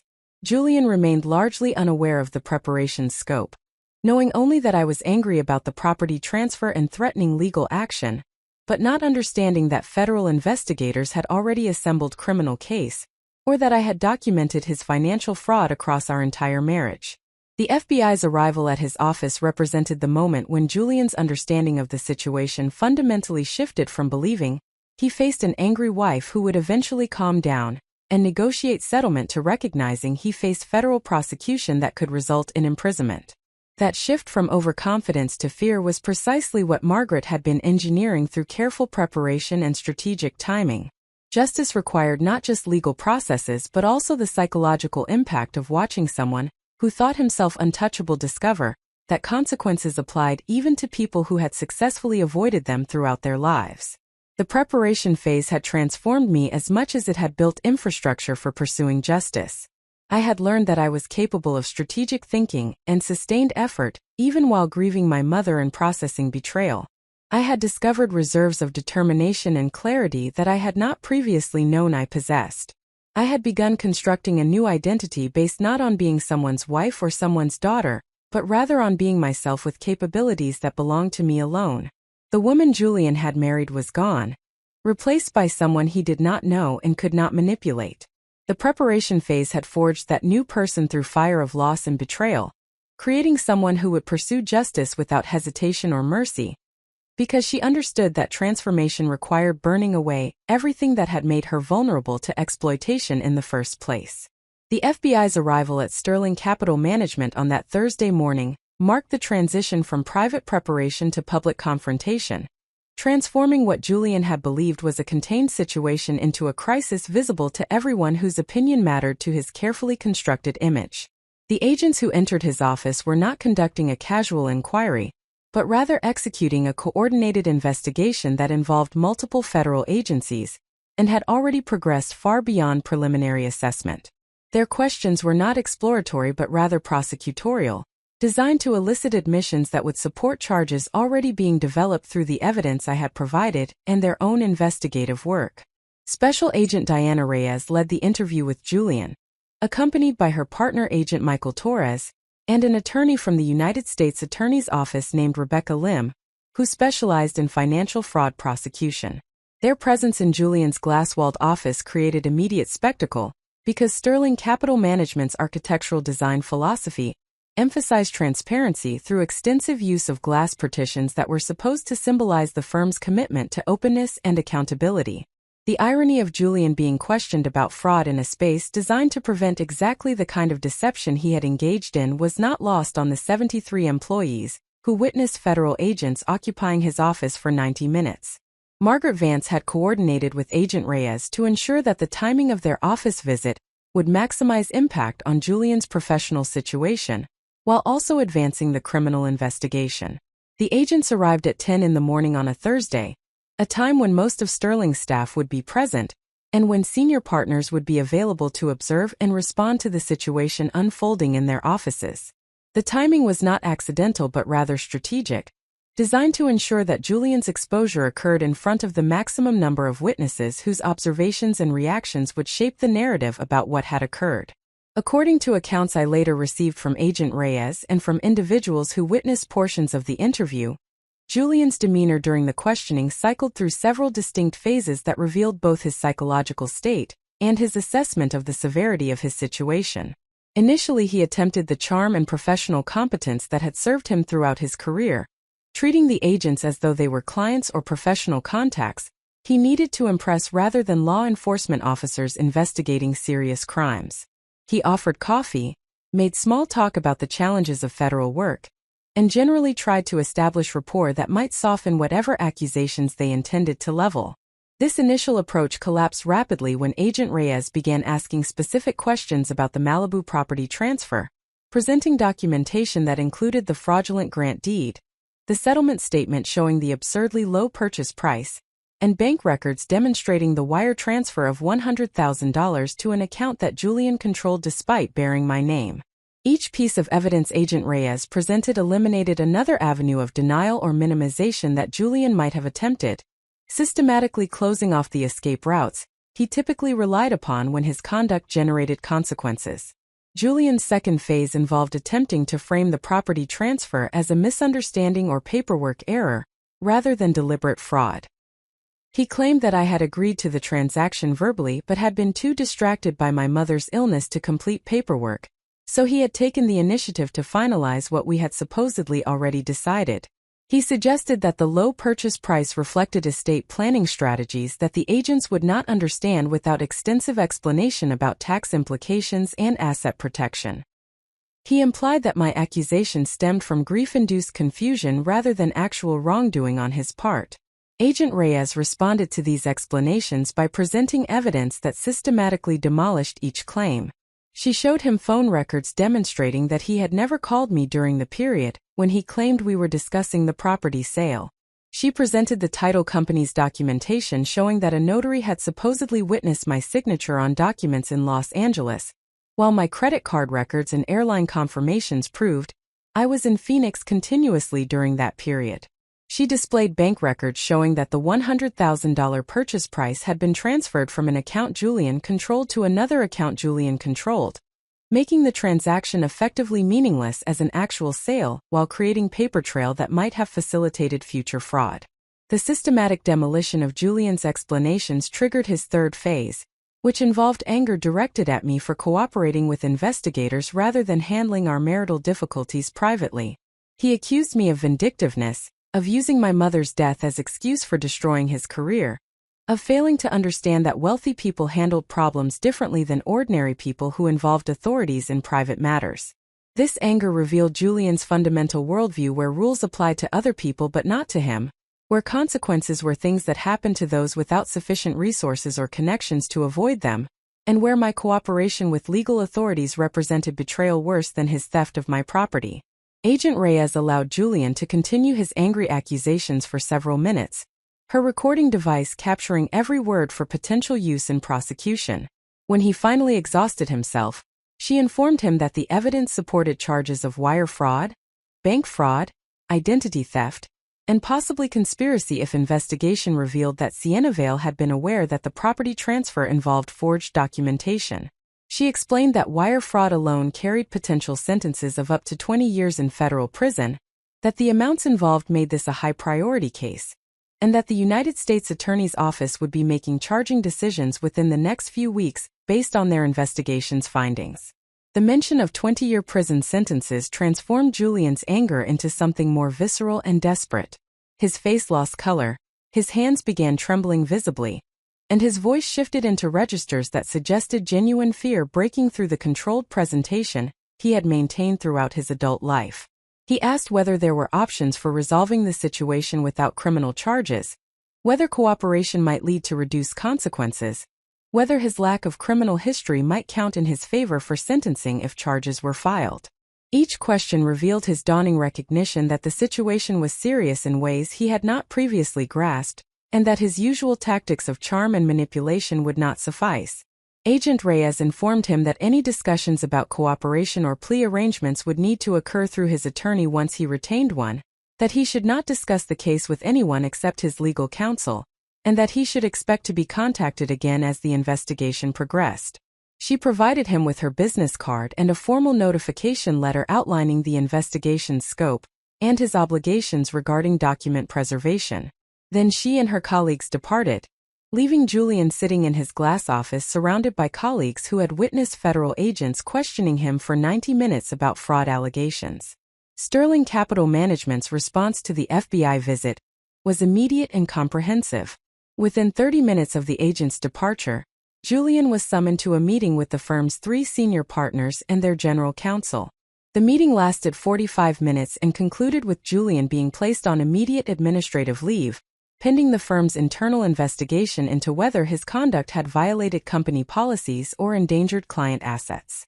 The suspension was presented as standard procedure rather than prejudgment, but everyone understood that an employee facing federal fraud investigation could not remain in position managing client money, regardless of his eventual guilt or innocence. The firm's announcement of Julian's suspension went to all employees via email that afternoon, stating that Dr. Julian Morrison had been placed on administrative leave effective immediately, while the firm reviewed certain allegations that had come to their attention. The announcement emphasized that client assets were secure, that Julian's responsibilities had been redistributed among other senior advisors, and that the firm maintained its commitment to the highest ethical standards.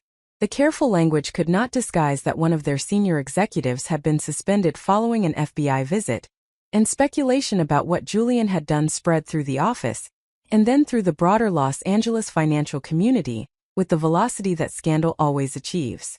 My first notification that the FBI had visited Julian's office came not from Agent Reyes or Margaret Vance, but from Dr. Jennifer Wu, a radiologist at UCLA Medical Center, whose husband worked at Sterling Capital Management in their institutional sales division.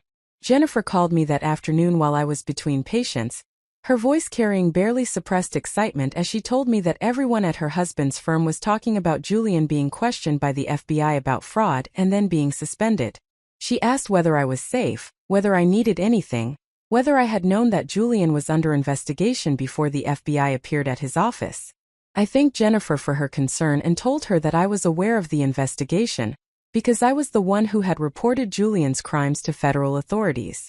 The admission that I had initiated the process rather than being a passive victim surprised Jennifer into momentary silence before she recovered and told me that everyone at Sterling was saying Julian's career was finished regardless of whether criminal charges were filed, that managing client money required trust that could not survive federal fraud investigation, and that several clients had already requested their portfolios be transferred to other advisors because they did not want any connection to someone under criminal scrutiny.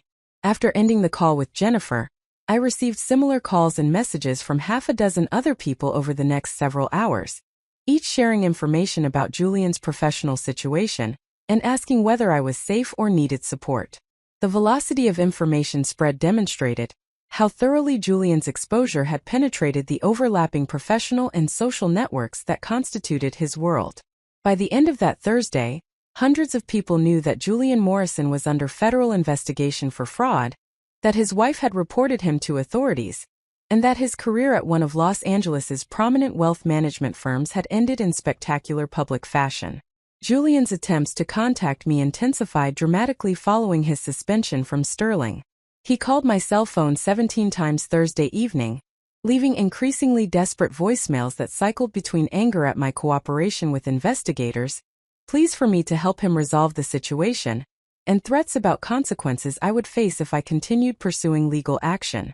Each voicemail provided additional evidence of his psychological state and his continued refusal to accept responsibility for his actions, focusing instead on blaming me for the consequences his own choices had generated. Margaret Vance advised me not to respond to any of Julian's contact attempts, and to save all voicemails and text messages as potential evidence of harassment or obstruction. She explained that Julian's desperation following his professional exposure would likely intensify before subsiding, that desperate people often made poor decisions that created additional legal exposure, and that my best strategy involved maintaining complete silence while allowing him to generate evidence through his own uncontrolled reactions. On Friday morning, Julian appeared at UCLA Medical Center during my clinic hours, somehow gaining access to the internal medicine department despite not being authorized to enter secure clinical areas. He found me between patient appointments and attempted to force a conversation about resolving our situation, his appearance and demeanor suggesting he had not slept and possibly had been drinking. I immediately contacted hospital security, who escorted Julian from the building, while informing him that he was no longer welcome on UCLA Medical Center property without explicit authorization. The incident resulted in UCLA issuing a formal trespass warning that would result in his arrest if he returned to the medical center campus. Margaret filed for a temporary restraining order that afternoon based on Julian's increasingly erratic contact attempts and his appearance at my workplace despite having been told to cease all direct contact. The restraining order hearing occurred the following Tuesday, with Julian represented by a criminal defense attorney named Martin Keller, who had apparently been retained over the weekend to handle both the federal investigation and the emerging family law matters. The judge granted the temporary restraining order after reviewing evidence of Julian's contact pattern and hearing testimony about his appearance at my workplace, establishing legal boundaries that prohibited him from contacting me directly or coming within 100 yards of my home or workplace. The restraining order represented another form of public exposure, because restraining order proceedings are matters of public record that journalists and curious parties can access through court databases. By Tuesday afternoon, legal gossip networks had identified Julian's restraining order case and connected it to the federal investigation, creating a more complete picture of his situation that included not just professional misconduct, but also personal behavior serious enough to require court intervention. Each additional piece of information that entered public knowledge contributed to the comprehensive collapse of the image Julian had spent decades constructing. Julian's parents contacted me on Wednesday of that first week following the FBI's office visit, his mother Patricia calling from Connecticut to ask what was happening and whether there was anything they could do to help their son. Patricia Morrison had always been kind to me during our marriage, treating me with warmth that seemed genuine despite the obvious gap between her middle-class background and the wealthy world Julian had entered through his career success. Her distress about Julian's situation was evident in her voice, which trembled as she asked questions whose answers she clearly did not want to hear. I explained to Patricia as gently as possible that Julian had forged my signature to steal property worth millions of dollars, that he had given that property to a woman he was having an affair with, that he had been systematically stealing money from our marital accounts for years, and that federal investigators had accumulated substantial evidence supporting multiple criminal charges. I told her that I understood this was painful information to receive about her son, but that she deserved to know the truth rather than whatever version Julian might be presenting. I said that I bore her and Julian's father no ill will, but that I could not and would not minimize Julian's conduct to spare anyone's feelings. Patricia's response surprised me with its immediate acknowledgement of truth, rather than defensive protection of her son. She said that she had always worried about Julian's relationship with honesty, that even as a child he had been willing to lie when truth proved inconvenient, and that his father and she had hoped he would outgrow this tendency as he matured into adulthood. She said that they had worried about his marriage to me specifically because I seemed too good for him, and because his pursuit of status and wealth suggested values that might conflict with sustaining genuine partnership. She apologized for not warning me more directly about her concerns, saying that parents often hope their children would prove parental worries unfounded rather than confirmed. The conversation with Patricia provided unexpected emotional closure regarding Julian's family, establishing that they recognized his responsibility and did not expect me to accommodate his behavior for the sake of family harmony. Patricia said that she and Julian's father would support him as their son, but would not enable his denial or help him avoid consequences. She said that sometimes people needed to experience the full weight of their choices to have any possibility of genuine change, and that protecting Julian from consequences would ultimately harm him more than helping him face them directly. Julian's professional network began fracturing as news of his situation spread through overlapping circles of wealth managers, financial advisors, and their clients. Several of his former colleagues reached out to me privately to express support and to share observations about Julian's behavior that they had found concerning but had not felt positioned to address while he was successful and apparently respectable. These conversations revealed that Julian's ethical flexibility had been more visible to others than I had realized, that people who worked closely with him had questioned his methods and integrity, but that his results and client satisfaction had protected him from serious scrutiny until federal investigation made his conduct impossible to ignore. One particularly significant conversation occurred with a former Sterling colleague named David Park, who had worked alongside Julian for 6 years before leaving to join a competing firm. David told me that Julian had approached him 2 years earlier about a scheme to create offshore accounts for wealthy clients who wanted to avoid U.S. tax obligations, presenting the arrangement as sophisticated wealth management when it was actually criminal tax evasion. David had refused to participate and had reported the conversation to Sterling's compliance department, but senior partners had apparently declined to investigate thoroughly because Julian's client roster and revenue generation made him too valuable to risk losing over allegations that could not be proven without Julian's cooperation. This revelation that Sterling's leadership had received warnings about Julian's willingness to engage in financial fraud years before the property theft occurred added another dimension to understanding how his criminal conduct had been enabled by institutional failure. The firm's decision to prioritize revenue over ethics had allowed Julian to continue operating without oversight that might have prevented escalation of his fraudulent activities. This institutional dimension would later prove relevant for understanding the full scope of Julian's misconduct and for ensuring accountability extended beyond just individual prosecution. The first weekend after Julian's professional exposure brought unexpected peace despite the surrounding chaos. With the restraining order in place preventing Julian from contacting me directly, and with his professional situation occupying his attention, I had space to begin processing everything that had occurred since the initial phone call from the title company 3 weeks earlier. I spent Saturday hiking in the Santa Monica Mountains, allowing physical exertion and natural beauty to provide respite from the intensity of legal proceedings and emotional processing. During that hike, I found myself thinking about transformation not as abstract concept but as lived experience of becoming someone fundamentally different through crisis that demanded either collapse or evolution. The woman who had defended Julian against my mother's concerns would not have reported him to the FBI, would not have retained aggressive legal counsel, would not have allowed his professional exposure to proceed without attempting to minimize damage to his reputation.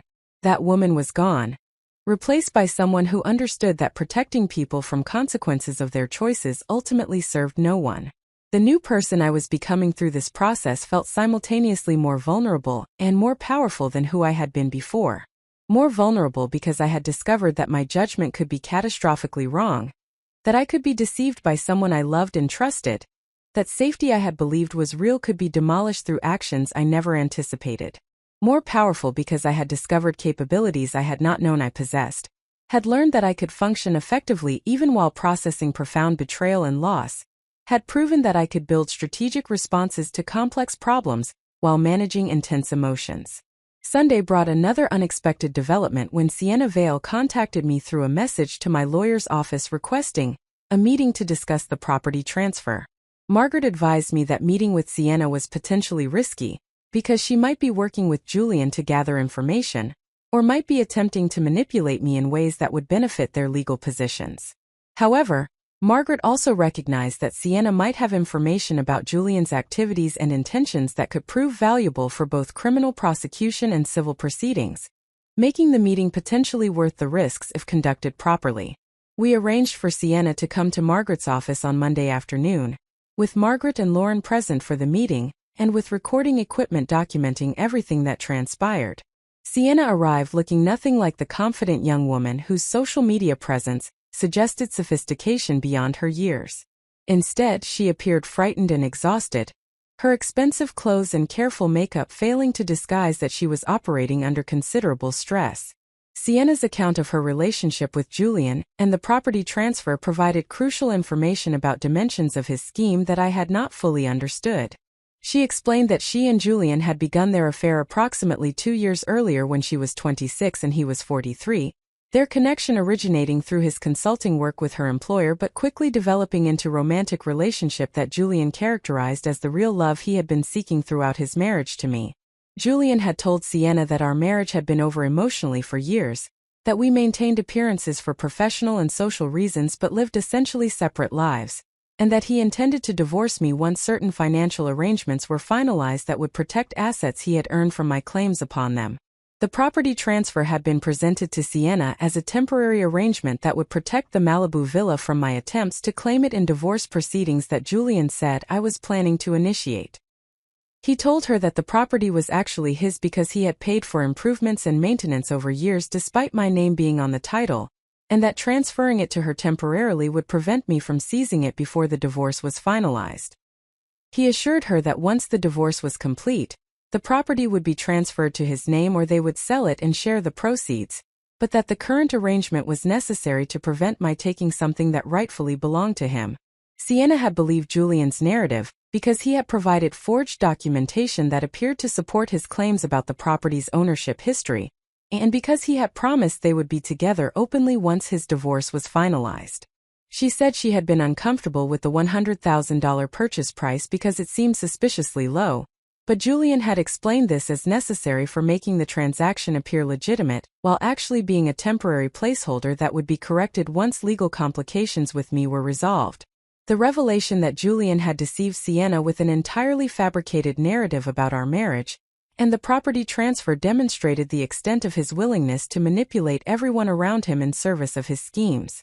Sienna was not a co-conspirator who knowingly participated in theft but rather another victim of Julian's lies, someone he had exploited through romantic relationship, while using her to facilitate property fraud. This understanding transformed my perception of her from enemy to someone who deserved sympathy despite the harm her unwitting participation had caused. Margaret explained to Sienna that she had been used to facilitate federal crimes, that the property transfer was void because it had been executed through forged documentation, and that she would need to cooperate fully with federal investigators if she wanted to avoid criminal charges herself. Sienna agreed immediately to cooperation, providing Margaret with access to all communications with Julian, financial records related to the property transfer, and any other documentation that might prove relevant to criminal investigation. Her cooperation would prove valuable for prosecution because it provided insider perspective on Julian's intentions and methods, while also demonstrating a pattern of deception that extended across all his relationships. By the end of that first full week following the FBI's office visit, Julian's professional life had collapsed entirely, His personal reputation had been destroyed across overlapping social networks. His marriage was definitively over with legal proceedings underway. His mistress had discovered his deceptions and was cooperating with prosecutors, and he faced potential federal charges that could result in decades of imprisonment. The systematic unraveling of everything he had built created exactly the pressure Margaret had been engineering through careful sequencing of revelations and legal actions. The woman I was becoming through this process understood that Julian's exposure served purposes beyond simple revenge or punishment. It demonstrated to others who might engage in similar behavior that consequences were real and comprehensive. It protected future potential victims by making Julian's patterns and methods visible to anyone who might encounter him.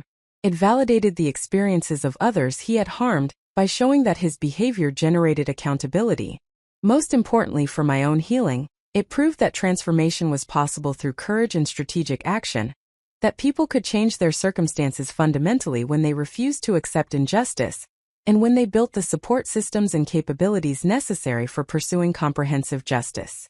The first public stand had been taken. The immediate fallout had exceeded even Margaret's expectations for how thoroughly Julian's exposure would undermine his position. What remained was sustaining the effort through the extended legal proceedings that would formalize consequences and ensure that justice was not just dramatic gesture, but rather permanent transformation of circumstances that would protect my interests and establish clear accountability for everything Julian had done. The weeks following Julian's professional exposure brought cascading revelations that transformed my understanding of both the scope of his misconduct and the duration over which he had been systematically deceiving me. Each new discovery felt like excavating archaeological layers of betrayal. With earlier strata revealing patterns that explained surface manifestations I had attributed to other causes. The forensic accounting work that David Ortega conducted proved particularly illuminating, uncovering financial manipulation so extensive and sophisticated that they demonstrated Julian had been planning his theft and deception for years rather than acting impulsively in response to immediate circumstances. David's initial analysis had identified approximately $400,000 in diverted funds and hidden accounts containing another $200,000 in undisclosed assets. However, as he gained access to additional documentation through subpoenas Margaret had obtained and through voluntary disclosures from financial institutions eager to avoid association with fraud, the amounts escalated dramatically. By the third week of his investigation, David had traced over $900,000 in funds that Julian had systematically stolen from our marital accounts, retirement funds, and various other assets over the 7-year period he had been working at Sterling Capital Management. The mechanisms Julian had used to accomplish this theft demonstrated both financial sophistication and profound disrespect for legal and ethical boundaries. He had created shell companies with names similar to legitimate businesses we had dealings with, then made transfers to these entities that appeared on bank statements as ordinary expenses for services or products. He had established credit cards in my name without my knowledge by forging my signature on applications, then used these cards for personal expenditures while making minimum payments from accounts I controlled so that I would not notice the debt accumulation.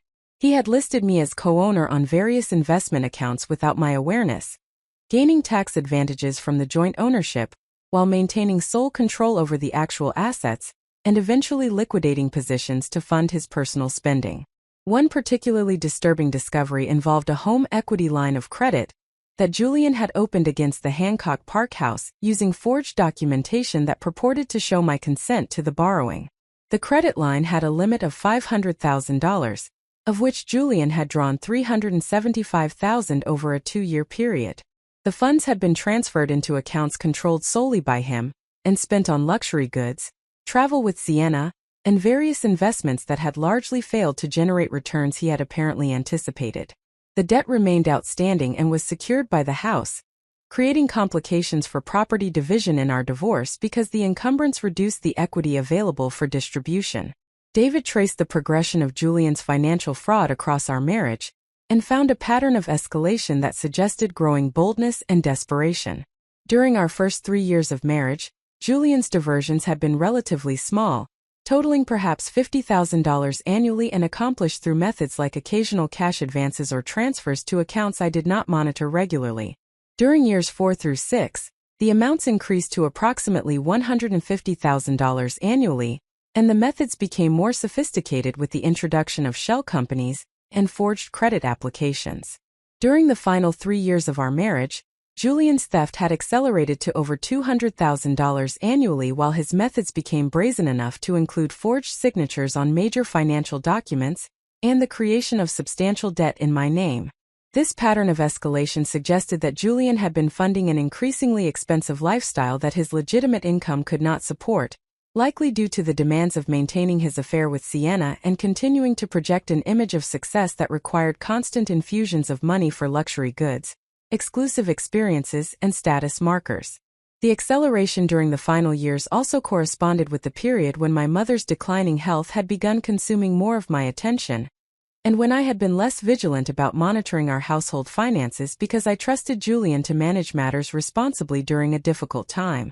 Margaret's legal team uncovered another dimension of Julian's deception through their investigation into his professional activities at Sterling Capital Management.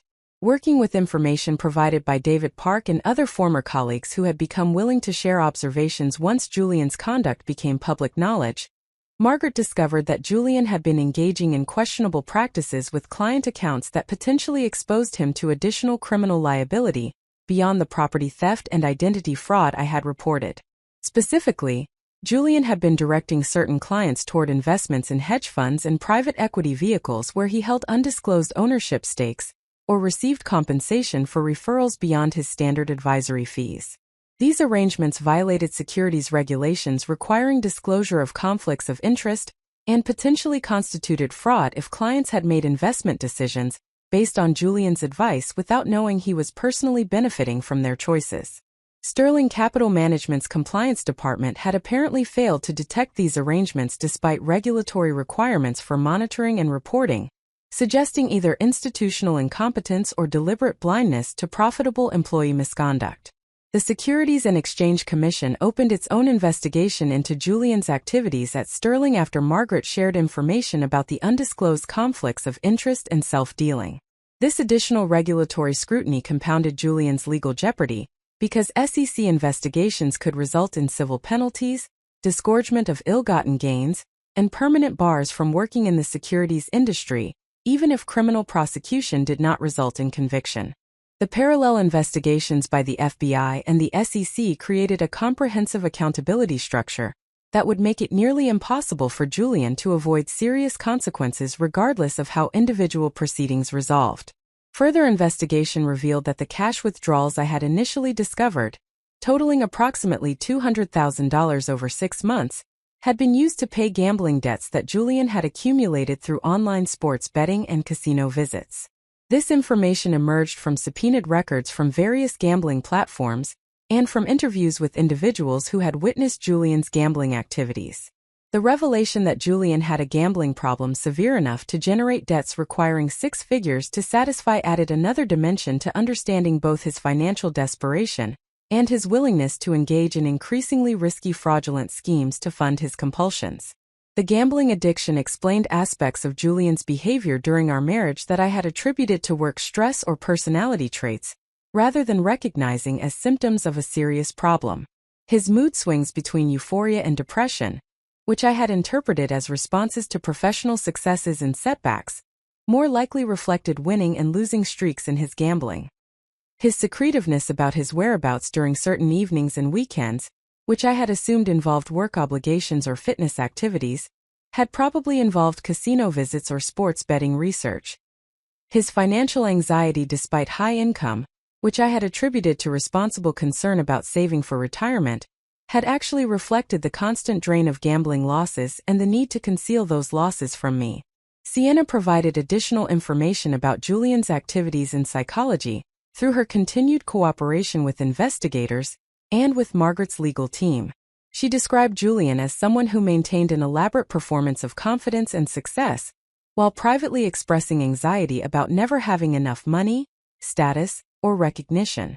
He had told her stories about his childhood that emphasized feeling inferior to wealthier classmates, and being determined to prove himself worthy of belonging in elite spaces he had been excluded from during his youth. These stories had created sympathy in Sienna that made her willing to accommodate his needs and excuse his ethical lapses, as somehow justified by his difficult journey to success. Sienna also revealed that Julian had discussed plans to leave me and marry her, but only after executing a scheme that would allow him to hide substantial assets from divorce proceedings, so that he could maintain his lifestyle, while minimizing what I received in settlement. He had told Sienna that he had been building offshore accounts and creating ownership structures that would conceal assets from my attorneys and from courts, that the property transfer to her was one element of this larger asset protection strategy, and that once the divorce was final he would have successfully preserved his wealth while escaping a marriage he characterized as emotionally dead. This revelation that the property theft was part of a comprehensive scheme to defraud me in anticipated divorce proceedings demonstrated both the premeditation of Julian's conduct and the extent of his willingness to violate laws and ethical norms in pursuit of his financial objectives. He had not acted impulsively or made mistakes that spiraled out of control, as he had initially claimed when confronted. Instead, he had developed and executed a deliberate plan to steal from me while positioning himself to benefit from divorce that he had been planning for months or possibly years before I discovered his fraud. Margaret's investigation uncovered evidence of the offshore accounts Julian had referenced in his conversations with Sienna. Working with financial investigators who specialized in tracing hidden assets across international banking systems, Margaret identified accounts in the Cayman Islands and Switzerland containing approximately $1.3 million that Julian had not disclosed and that appeared to have been funded through the various fraudulent schemes David Ortega had documented. The existence of these offshore accounts transformed Julian's financial fraud from domestic misconduct into international money laundering that implicated additional federal statutes and created jurisdiction for prosecutors to pursue more serious charges. The revelation of offshore accounts also implicated Julian's employer Sterling Capital Management in potential liability, because the accounts had been established using infrastructure and relationships that Julian accessed through his professional position. Sterling's compliance failures regarding Julian's conflicts of interest and self-dealing suggested that the firm might face regulatory sanctions or civil liability for failing to detect employee misconduct that occurred using firm resources. The firm's legal exposure created incentives for them to cooperate fully with all investigations and to provide documentation that might otherwise have been difficult to obtain through adversarial processes. Among the most painful discoveries during this phase involved evidence that Julian had been planning to leave me since shortly after my mother's cancer diagnosis. Communications between Julian and Sienna revealed that he had viewed my mother's illness as an opportunity to distance himself from our marriage while portraying me as too consumed by family obligations to be an adequate partner.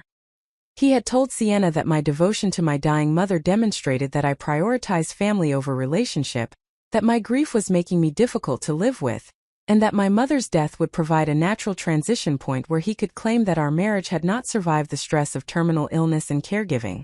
The cynical calculation underlying this narrative was breathtaking in its cruelty. Julian had apparently decided that my mother's dying created optimal conditions for him to execute his asset concealment scheme and exit our marriage while positioning himself as the party who had tried to be supportive during a difficult time but ultimately could not sustain a relationship where his needs were neglected. He had planned to use my grief and trauma as cover for his theft and abandonment, betting that I would be too emotionally devastated to mount effective legal response, and that observers would sympathize with him for struggling under the burden of supporting a grieving wife. This understanding of Julian's strategic thinking transformed my emotional response to the entire situation. What had felt like shocking betrayal by someone I had loved now revealed itself as the culmination of long-term planning by someone who had viewed me primarily as a resource to be exploited until circumstances made it advantageous to discard me. The pain of this recognition was intense but also clarifying because it eliminated any lingering questions about whether some part of our relationship had been genuine or whether Julian had loved me in any meaningful sense at some point. Evidence also emerged that Julian had been involved with other women beyond Sienna during our marriage. Several women came forward after Julian's exposure became public, sharing accounts of brief affairs or inappropriate behavior they had experienced while working with him professionally or encountering him in social contexts. These accounts established a pattern of serial infidelity and manipulation that extended throughout our marriage, rather than being limited to his relationship with Sienna. Each woman described similar patterns where Julian presented himself as unhappily married, trapped by a wife who did not understand him, and seeking genuine connection with someone who could appreciate his qualities. The consistency of these accounts across multiple women who did not know each other demonstrated that Julian's manipulation followed well-established patterns rather than being improvised responses to individual circumstances. He had refined his approach through repetition, learning what narratives were most effective for generating sympathy and willingness to engage in affairs, what promises created sufficient hope to sustain relationships despite his unavailability, and what explanations maintained women's loyalty even when his behavior suggested he was not actually leaving his wife as he claimed. Margaret compiled all of this evidence into comprehensive documentation that served multiple purposes across the various legal proceedings underway. For the criminal investigation, the evidence demonstrated premeditation and sophisticated planning that made Julian's conduct more serious than spontaneous crimes driven by immediate opportunity. For the divorce proceedings, the evidence established Julian's misconduct and financial fraud in ways that would justify allocating marital assets disproportionately in my favor and potentially awarding me Julian's separate property as compensation for his theft from marital assets. For regulatory proceedings, the evidence showed patterns of deception and ethical violations that justified permanent bars from the securities industry and substantial financial penalties. Each revelation during this phase felt like another weight being lifted because it eliminated the cognitive dissonance between the person I had believed Julian to be and the reality of who he actually was. When I had possessed incomplete information, I had tortured myself with questions about what I had missed, what I should have recognized, how I could have been so wrong about someone I lived with for years. The comprehensive picture that emerged from investigation answered these questions by showing that Julian's deception had been sophisticated and sustained, that he had invested tremendous energy into maintaining false presentations, and that my failure to recognize the truth reflected his skill at deception rather than my deficiency in perception. Up next, you've got two more standout stories right on your screen. If this one hit the mark, you won't want to pass these up. Just click and check them out. And don't forget to subscribe and turn on the notification bell so you don't miss any upload from us.